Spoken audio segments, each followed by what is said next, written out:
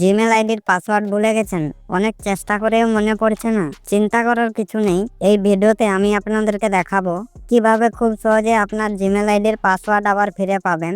একদম step two step দেখিয়ে দেব mobile দিয়ে, তাই ভিডিওটা একটু মন দিয়ে দেখবেন। এখানে আমি মোবাইল স্ক্রিন ওপেন করে নিচ্ছি। সবার প্রথমে আপনার মোবাইলে যে জিমেল অ্যাপটি আছে ওটাকে ওপেন করে নেবেন। ওপেন করার পর নিচে দেখবেন গট ইট বলে একটি অপশন রয়েছে, ওখানে একবার ক্লিক করবেন।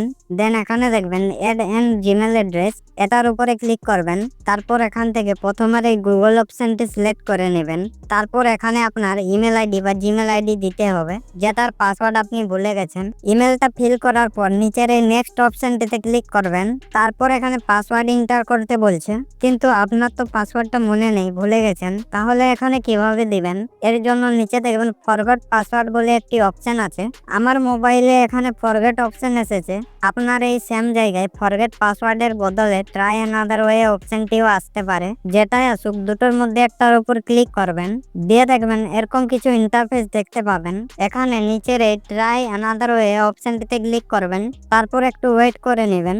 দিয়ে এখানে দেখবেন আপনার জিমেলে যে মোবাইল নাম্বারটা অ্যাড করা আছে বা যে নাম্বারটা দিয়ে আপনি জিমেল আইডিটা খুলেছিলেন, ওই নাম্বারটার লাস্ট দুটি সংখ্যা এখানে দেখতে পাবেন। এই নাম্বারটাতে গুগল একটা ভেরিফিকেশন কোড পাঠাবে। গুগল যাচাই করবে যে আপনি এই অ্যাকাউন্টের প্রকৃত মালিক কিনা।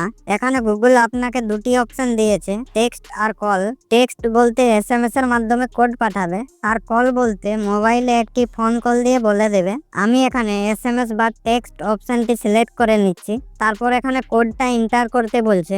আপনার মেসেজে যে 6 ডিজিটের কোডটা এসেছে ওটা এখানে দিয়ে দেবেন। দেওয়ার পর এই নেক্সট অপশনে ক্লিক করবেন। তারপর এখানে গুগলের কিছু প্রাইভেসি পলিসি রয়েছে, এগুলোকে অ্যাকসেপ্ট করতে হবে। দেন আই এগ্রিতে ক্লিক করবেন। তারপর গুগল এখানে বলছে একটা রিকভারি মোবাইল নাম্বার আর একটা রিকভারি জিমেল আইডি অ্যাড করতে। এগুলো অ্যাড করা থাকলে পরবর্তীকালে তুমি লগ ইন করার সময় পাসওয়ার্ড ভুলে গেলেও গুগল আপনাকে সাহায্য করতে পারবে। তারপরে এখানে সেভ অপশনে ক্লিক করে দেবেন। দেন এখানে অ্যাড্রেস দিতে বলছে, এটা আপনি চাইলে দিতেও পারেন, আর না দিলেও কোনো রকমের সমস্যা নেই। এখান থেকে স্কিপ করে নেবেন। বন্ধুরা, এখন জিমেল আইডিটা সাকসেসফুলি লগ ইন হয়ে গেছে।